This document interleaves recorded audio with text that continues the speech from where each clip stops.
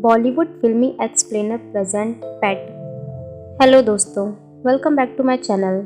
दोस्तों, आज हम यहाँ हॉलीवुड की एक ऐसी मूवी की एक्सप्लेनेशन वीडियो लेकर आए हैं जिसको सुनने के बाद आपका प्यार पर से विश्वास उठ जाएगा। इस मूवी का नाम है पेट, जो कि 2016 में आई है। पेट एक ऐसी मूवी है जो प्यार का घिनौना सच सबके सामने लाके एक्सपोज करती है।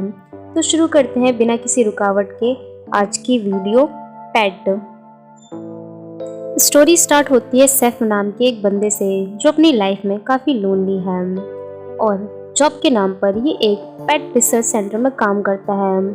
इस सेंटर में ऐसे पेट को रखा जाता है जिनके मालिक या तो मर जाते हैं या फिर वो उन्हें खुद अपनी मर्जी से यहाँ छोड़ के चले जाते हैं। सैफ अपनी लाइफ में काफ़ी अकेला है और उसके पास सिर्फ अपनी कमाई के पैसे हो पाते हैं।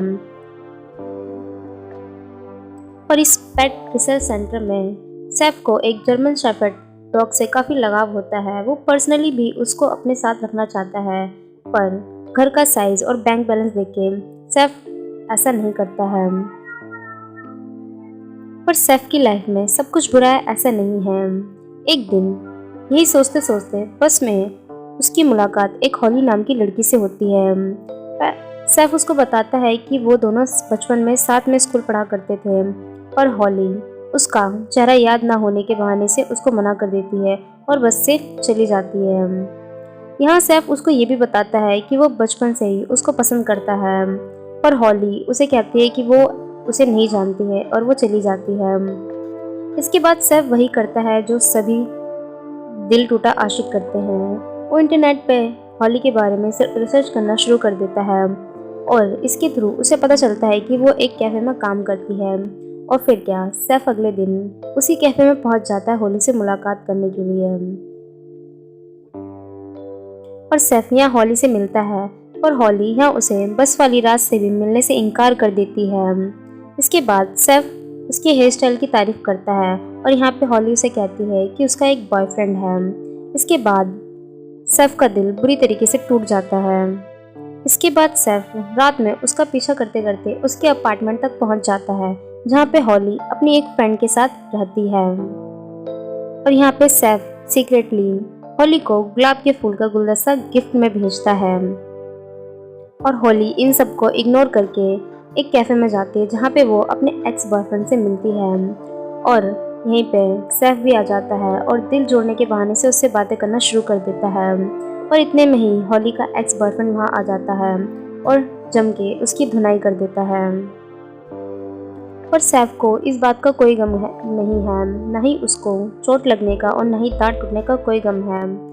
सैफ के चेहरे पे एक अलग ही तरीके की मुस्कुराहट होती है, मानो कि एक शैतानों वाली या फिर ये आगे आने वाले एक तूफान की चेतावनी हो सकती है। इसी हाथापाई में हॉली की डायरी छूट जाती है जिसमें वो सभी अपने डार्क सीक्रेट्स को लिखा करती है और यही डायरी सैफ के हाथों लग जाती है। और यहाँ पे सैफ हॉली की डायरी में लिखी एक एक बातों को याद करना शुरू कर देता है। और यहीं पे फिर आता है फिल्म का सबसे बड़ा ट्विस्ट, जहाँ पे ये भोली सी शक्ल वाला बंदा अब एक आतंक मचाने वाला बंदा बन जाता है।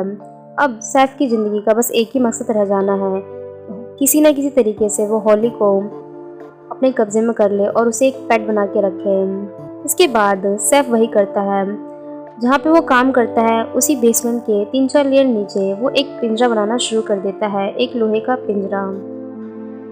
इसके बाद सीन चेंज होता है और हमें सैफ को दिखाया जाता है जहाँ पे वो एक तरीके का इंजेक्शन अपने शरीर में लगाता है जिससे वो बहुत देर के लिए बेहोश हो जाता है।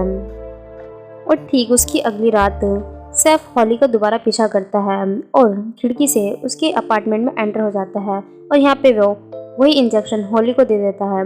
इस इंजेक्शन से इंसान की बॉडी थोड़ी देर तक पैरालाइज हो जाती है और वो हॉली को किडनैप करके एक बड़े से डिब्बे में बंद करके अपने रिसर्च सेंटर में लेके जाता है। और यहीं पे इस रिसर्च सेंटर का दूसरा वॉचमैन सैफ को पकड़ लेता है और यहाँ पे वॉचमैन को सैफ पे थोड़ा शक होने लग जाता है, पर सैफ उसे बोलता है कि डिलीवरी का सब कुछ सामान है जिसको उसे बेसमेंट में रखना है। इसके बाद वो बोलकर वहाँ से उस डब्बे को लेके चला जाता है सीधा बेसमेंट के नीचे। और यहाँ पे सैफ हॉली को उसी जेल में रख देता है जिसने उसे कड़ी मेहनत से बनाया होता है।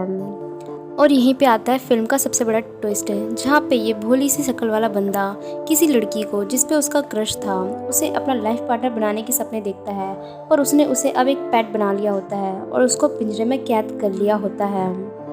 और हमें यहाँ पे ये भी पता चलता है कि ये भोली सी शक्ल वाली हॉली दिखती तो काफ़ी सुंदर है, पर ये दिमाग से थोड़ी ढीली है, यानी कि इसको लगातार उसी पिंजरे में उसकी रूममेट क्लेयर दिखाई देती है। और हॉली को ऐसा महसूस होता है कि क्लेयर उसे बार बार ताना दे रही है कि वो जेल से कभी बाहर नहीं निकल सकती है और वो हमेशा के लिए यहीं रह जाएगी।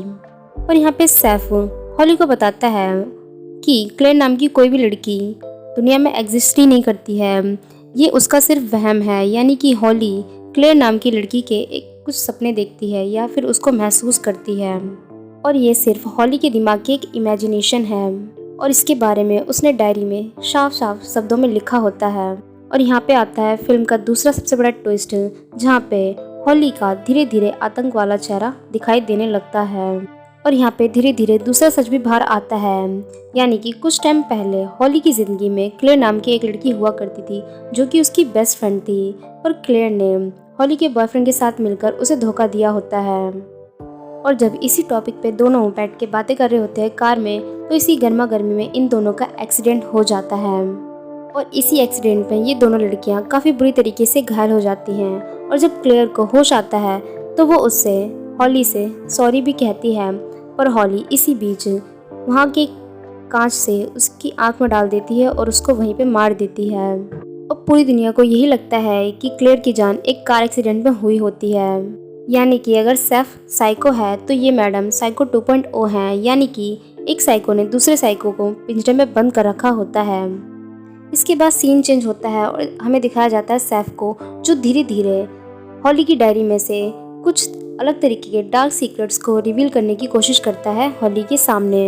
यानी कि इन सब चीज़ों में एक चीज़ कॉमन होती है, हॉली को मर्डर और खून से काफ़ी लगाव होता है। यानी कि इसने जो क्लेयर के साथ किया है वो इसने पहले भी कई लोगों के साथ कर चुकी होती है। हॉली यहाँ पे सड़क पर रहने वाले लोग, होमलेस लोगों के साथ चुन चुन के अपना बदला उतारती थी और उनको मौत के घाट उतार देती थी। और इसके बाद ये सभी बातें वो अपनी एक डायरी में लिखा करती थी। और इन्हीं सब चीज़ों को याद रखने के लिए हॉली ने क्लेयर नाम की लड़की को अपने दिमाग के अंदर बैठा लिया होता है, जिससे वो बार बार यही याद दिलाती है कि हॉली जो भी चीज़ें करती है वो सही है, गलती होती है तो सिर्फ मरने वालों की। और इन्हीं सब बातों को जानने के बाद हॉली सैफ से पूछती है कि उसको उस पिंजरे में कैद करने का सैफ का क्या मकसद है, वो उसके साथ क्या करना चाहता है। तो इसी बात पे सैफ उसे कहता है कि वो उसके अंदर बैठे जानवर को निकालना चाहता है और उसे उससे आज़ाद करवाना चाहता है। इन दोनों की मुलाकात का सिलसिला यूं ही चल रहा था, पर अचानक एक दिन उस वॉचमैन को सैफ पे शक हो जाता है और वो उसको पीछा करते करते उसी बेसमेंट में नीचे आ जाता है। इसके बाद वो हॉली को देख के उसे उस जेल से आज़ाद करने की कोशिश करता है, पर यहाँ पे कुछ और ही होता है। यहाँ पे हॉली के एक इशारे पे सैफ वहाँ पे रखी ईंट से उस वॉचमैन पर हमला कर देता है और उसे मौत के घाट उतार देता है। इसके बाद हॉली सैफ को अपने पर्सनल एक्सपीरियंस के थ्रू समझाती है कि उस वॉचमैन की बॉडी से छुटकारा कैसे पाना होता है। वो उसे बताती है कि इसकी बॉडी के छोटे छोटे पीसेस को उन सभी पेट रिसर्च सेंटर में जानवरों को खिला दे, और सैफ ऐसा ही करता है। इसके बाद सैफ ऐसा ही करता है, वो उस बॉडी के छोटे छोटे टुकड़े करता है और बिल्डिंग में मौजूद सभी कुत्तों को खिला देता है। इसके बाद सभी शरीर और मर्डर के सबूत गायब हो जाते हैं। इसके बाद हमें धीरे धीरे ये समझ में आता है कि हॉली सैफ से अपनी सेटिस्फेक्शन के लिए वो मर्डर करवाती है, और यहाँ पे वो धीरे धीरे सैफ के दिमाग को कंट्रोल करना शुरू कर देती है। उसने उस आदमी का मर्डर उसी स्टाइल में करवाया होता है जिस तरीके से वो चाहती है। यहाँ पे हमें ये समझ में आता है कि सैफ की कमज़ोरी है हॉली और हॉली की कमज़ोरी है खून। ये दोनों एक दूसरे को सेटिस्फाई करने के लिए किसी भी हद तक जाने के लिए तैयार हो जाते हैं। इसके बाद अगले सीन में हमें ये दिखाया जाता है कि वो वॉचमैन कुछ दिनों तक ऑफिस नहीं आया होता है। इसके बाद जांच पड़ताल के लिए एक ऑफिसर को भेजा जाता है, जो सबसे पहले सैफ को शक भरी निगाहों से देखता है और उससे पूछताछ करता है। इसके बारे में जब हॉली को पता चलता है तो वह सैफ से कुछ सवाल पूछती है। वो उससे पूछती है कि डिटेक्टिव के डर से वो इससे मिलने आना बंद कर देगा और उसे हमेशा के लिए इसी जेल में छोड़ देगा। पर सैफ उसको इस बात के लिए मना कर देता है। तो हॉली उसे अपना प्यार प्रूव करने के लिए उससे कुछ मांगती है। वो उसे कहती है कि अपनी हाथ में से कोई भी एक उंगली काट के उसको गिफ्ट दे ताकि उसे उस पर भरोसा हो सके। और यहाँ पे सैफ हॉली के प्यार में पागल वो उसे अपनी उंगली काट के दे देता है।